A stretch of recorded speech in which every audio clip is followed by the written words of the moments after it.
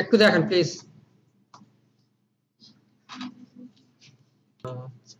কোনটা থেকে বাদ পড়ছে রেকর্ড হবে বলেন তো? ইন্টারেস্ট অফ রিজিয়ন কি রেকর্ড হয়েছে?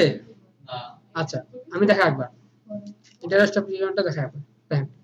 ইন্টারেস্ট অফ রিজিয়নের কাজটা হচ্ছে কি, আমি যে কোনো একটা নির্ধারিত এরিয়া পর্যন্ত নিয়ে কাজ করতে যাচ্ছি, আমার এত বড় ডিসপ্লে দরকার নেই, ঠিক আছে? এটুকু নিলাম, নিয়ে কম্পোজিশন থেকে ক্রপ কম টু রিজিয়ন অফ ইন্টারেস্টে ক্লিক করলাম, আমার কেটে গেল।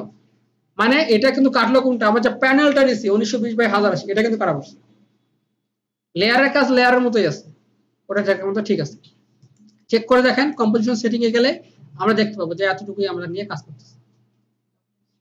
ডিউরেশন কিন্তু কাটা পড়েনি, ডিউরেশন তাই আছে, লেয়ারও তাই আছে, এতটুকু জাস্ট ফ্রেম ছোট হবে। এখন আপনি যদি রেন্ডার করেন বা আউটপুট ভিডিও বাই করেন তাহলে এতটুকুই আসবে, কিন্তু বড় যে পিছনে ব্ল্যাক লালটা আছে না এটা আসবে না, বড় যে লাল অংশটা দিচ্ছে 1920/1080 এটা আসবে না।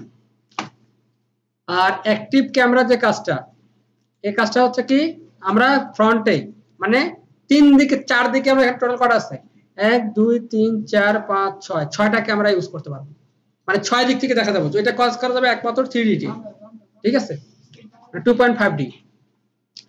এখানে 1 ভিউ 2 ভিউ যে দেখছেন এইটা জিনিসটা কিন্তু একই কাজ করে।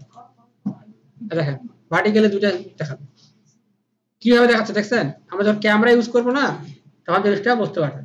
এখানে যদি আমরা 4 ভিউ দেখেন, এখানে দেখাচ্ছে কি ফ্রন্টে, এখানে অ্যাক্টিভ ক্যামেরা টপে রাইটে। এখন যদি আমি এটা মুভ করি দেখেন ওই অনুযায়ী মুভ হচ্ছে। যখন আমরা 3D কাজ করবো না হালকা তখন এটা নিয়ে কাজ করব।